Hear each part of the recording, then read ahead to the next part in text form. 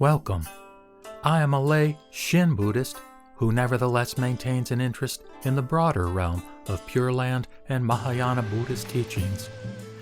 My YouTube channel is called Akala Akala, that is A-C-A-L-A, A-C-A-L-A. In these podcasts, I make a non-scholarly, humble, and sometimes bumbling attempt to explore a particular topic or question related to the wonderful Buddha Dharma. I hope you find them to be of interest. With that said, let us begin. I have mentioned 2 or 3 times in these podcasts that when we Shin Buddhists say the Nembutsu, Namo Amida Butsu, we say it in gratitude. So I want to focus a little more in depth on this notion of gratitude in this particular podcast. First, I want to make one point. In Shin Buddhism, saying the Nembutsu is not a practice per se.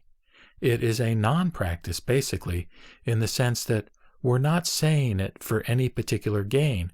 We're not saying it to perfect ourselves or to further improve our character or our ability to manifest the qualities of, for example, the 6 paramitas, which are the perfections of the Bodhisattva. This is a real paradox in many ways, because usually in any kind of a religion you expect that there will be practice. And in fact, actually, when I personally went through a Sarana affirmation ceremony at the Ikoji temple back in the day, my Buddhist name is Daigyo, which is great practice. And Shinran talks about the great practice being the Nembutsu, but what does he mean by this? What is a practice within Shin Buddhism? It is basically, as I understand it, the recitation of the Nembutsu to express gratitude. And of course, that gratitude is for the benefit that we have received as a function of Dharmakara's 18th vow, as expressed in the larger Sukhavati Sutra, where he basically commits himself to creating a pure land of bliss where beings who entrust in him can be reborn when they die. So, going back to Reverend Kenryu Tsuji's profession of faith, which I had previously referenced in my first 2 or 3 podcasts, in Article 6 of that profession of faith, he says, "We recite Namu Amida Butsu in gratitude for the great compassionate vow." And again, that's of course the 18th vow. And then he says, in terms of gratitude, "The 2 pillars upholding our spiritual lives are gratitude and repentance." And he mentions that he'll speak about the latter in another article, namely Article 8. But he goes on to say, "Namo Amida Butsu means I place my faith in Amida Buddha. This expression is known as the Nembutsu and is recited verbally in deep gratitude for Amida's compassion. It must be pointed out clearly that the recitation is not a petitionary prayer asking Amida for salvation." So that's such an important point. Neither is it a petitionary prayer asking for any particular material or other outcome here in this world, in this existence. But the nature of this gratitude is very far-reaching. So he goes on in Article 7 of his profession of faith to say, "We regard all things with profound thankfulness, and whether suffering or happiness comes to us, we are content in the realization that Amida's grace is always with us." In other words, whatever happens in our lives, once we experience that shinjin, or true entrusting, and feel confidence in the fact of what's going to happen to us when we die, that can't be taken away. There's nothing in terms of what we would do or not do that can nullify the assurance that we have of being grasped and never abandoned by Amida. The other thing here is that I want to indicate that, in my own opinion, this sense of gratitude or thankfulness is basically the fundamental sentiment that's associated with spirituality. And what I might suggest is that you check this out for yourself on an empirical basis. What is the feeling that you have in those times when you do feel the most connection, if you will, to a more spiritual life or a more spiritual level existence that goes perhaps beyond this material existence that we go about our daily business in the mundane world. So in an elaboration of this principle, Reverend Suji, he gives 3 paragraphs articulating his views on Thanksgiving, and I think here he focuses more on what the implications are for this attitude or sentiment in the context of our more mundane existence. He says, "When we bow our heads in humble gratitude for Amita's compassion, this gratitude opens our spiritual eyes to the countless blessings with which we are surrounded. It is said that even in a single scrap of paper lying in the hallway, Renyo Shonen was able to discern the labor and the toil of the many hands that produced this single sheet. Furthermore, just as his heart was moved by the light of Amita's compassion, so was everything in this world touched by that same sacred light."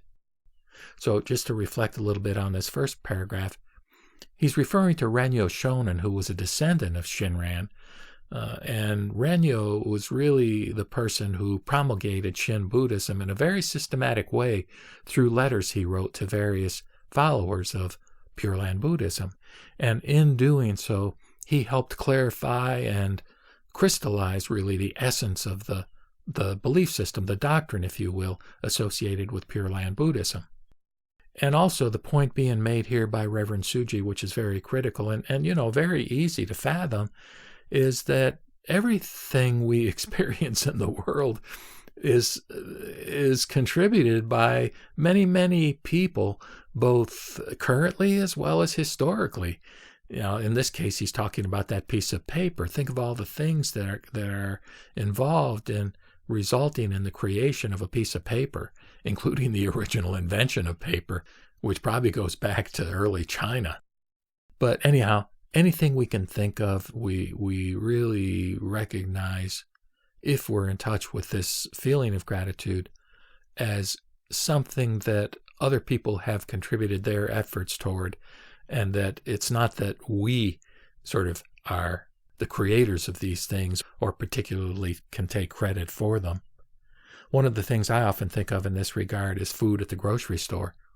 We are so blessed here in the Western world, or at least in the United States, that, if I want food, I can simply go to the grocery store. Well, what has contributed to that?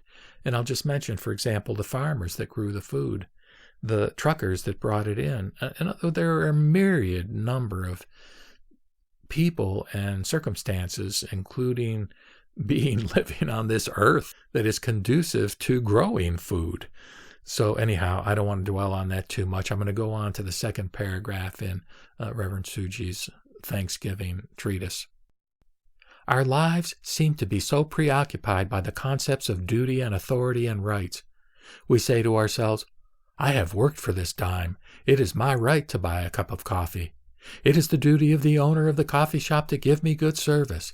As a paying customer, I have the authority to demand good service for my money.' While we are thinking thus, we become blind to all the human, natural, and sacred powers that have and are contributing to the existence of this beverage for my enjoyment. When we look upon this cup, as did Renyo Shonen upon the sheet of paper, we cannot help but join our hands in gasho and utter the Japanese grace, Itadaki masu, or I accept this thing in deep thanksgiving." Of course, if we go to Starbucks now, we're not going to get a cup of coffee for a dime, but you get the idea. And here he uses the term gasho, which is the Japanese term for putting one's hands together and bowing, which is a very respectful, humble kind of gesture. As far as the Japanese phrase itadaki masu, I'm not familiar with it, but we take it from him as meaning I accept this in deep thanksgiving. So whether you use that or not, or just simply the gesture of gasho, the point is the sentiment, the feeling that you have, the feeling that we have as we recognize the tremendous contributions that people have made to whatever it is we're the benefit of. And of course, that then relates also to the great interdependence that exists as a fundamental reality that we many times are not sensitized to as we go about our daily business. So now going to the third paragraph. "Indeed, it is the thankful heart for Amita's compassion around which our lives revolve. In the long journey through life, we meet innumerable events that throw us into the depths of despair, and incidents that transport us to the heights of joy. But the realization of Amida's grace makes us face life's sorrows with courageous resignation and accept happiness and success with humility. When Shinran Shonin was sentenced to exile from Kyoto, he did not stand at the outskirts of the city shaking his fists at the authorities who were subjecting him to hardships and humiliations. Instead, through the power of the Nembutsu, he transformed his misfortune into good fortune and rejoiced at the opportunity of being able to talk about Amida with folks who lived in the outlying districts. Well, this attitude of Shinran in that particular circumstance, when he, because of his Pure Land Buddhist beliefs, was shunned by the authorities who were, I think, more in line with the more traditional kinds of sects or schools within Buddhism. This attitude and reaction that Shinran had really is saint-like. I mentioned in a previous podcast that he was basically a saint, and I don't necessarily have that as an expectation of myself, and nor is it probably reasonable for most of us to have that expectation. And an argument can be made, putting on my retired psychologist hat again, is that, there can be benefit in what we might refer to as appropriate assertiveness. In other words, I don't personally think that we necessarily should be passive in the context of circumstances that if we were assertive, we could alter them in the direction of what we might judge to be a more fair or just kind of outcome. But again, from a spiritual perspective, this attitude that's being described by Reverend Tsuji is really a representation of an aspirational ideal that is worth reflecting upon, even if in a given circumstance we don't elect to manifest it in our reaction at that particular time with that particular circumstance. So, in the context of expressing perhaps gratitude for the opportunity, frankly, that I have in doing these podcasts, I'll simply manifest my namesake, Daigyo, the great practice, and close with Namo Amida Butsu.